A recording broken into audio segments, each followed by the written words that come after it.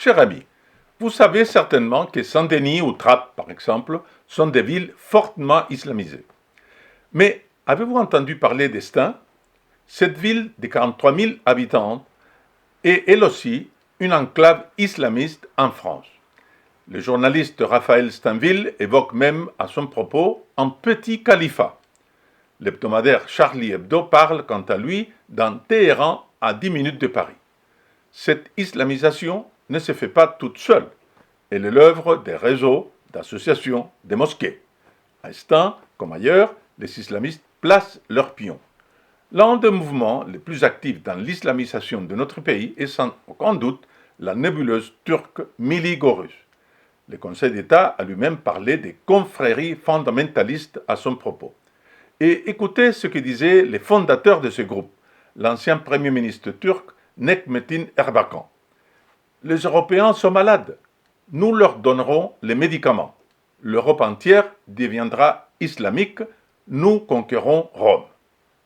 Laisser une telle organisation se développer en France, c'est accepter que notre pays soit bientôt non plus une terre chrétienne, mais une terre d'islam.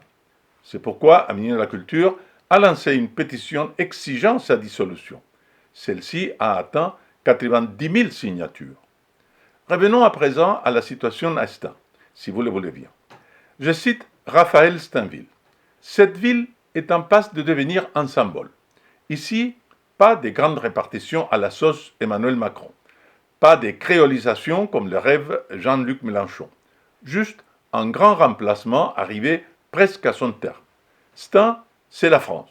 Mais la France de demain. Celle qui a renoncé depuis longtemps à assimiler ceux qu'elle a accueillis. Celle qui a fabriqué des Français de papier à l'appel plutôt que des Français de cœur.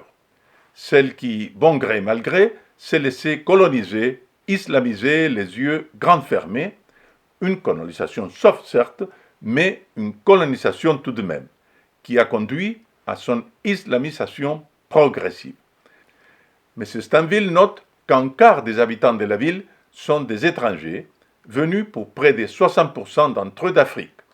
42% des 25-54 ans sont nés dans un pays extra-européen, fait remarquer les journalistes, et 60% des moins de 18 ans sont nés d'un parent extra-européen. Évidemment, ces changements des populations ont des conséquences concrètes. Raphaël Steinville en donne 3. Certains les jugeront peut-être anecdotiques. Elles sont en réalité hautement symboliques. Première d'entre elles, en septembre, une rue a été éphémèrement rebaptisée du nom de Khadija, l'une des 13 épouses de Mohammed, le fondateur de l'islam.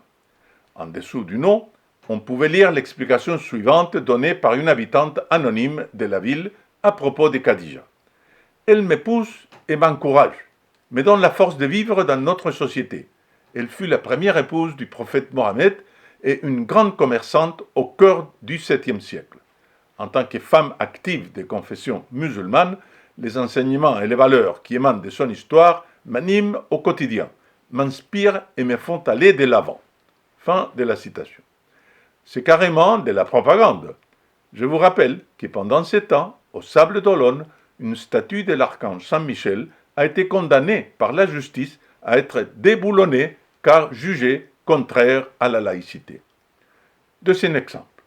Azzedine Taïbi, le maire de la ville, s'est fait filmer par la télévision dans son bureau avec un drapeau palestinien à ses côtés. Le drapeau français, lui, n'était pas visible. Troisième exemple. Le même personnage a inauguré en grande pompe une fresque à la gloire d'Adama Traoré pour dénoncer ce que l'extrême gauche appelle les violences policières. Vous voyez combien il est important de résister activement à l'islamisation de notre pays. C'est pourquoi je vous invite à rejoindre le réseau Saint-Jean d'Arc. Par un don mensuel, vous contribuerez à renforcer notre présence sur Internet, là où se trouvent les Français. En retour, j'aurai le plaisir de vous offrir un ouvrage très complet et solidement documenté sur les périls islamistes qui menacent la France et plus largement l'Europe. Pour en savoir plus quant au réseau Saint-Jean d'Arc, veuillez cliquer maintenant sur le lien qui se trouve en bas de cette vidéo dans la description.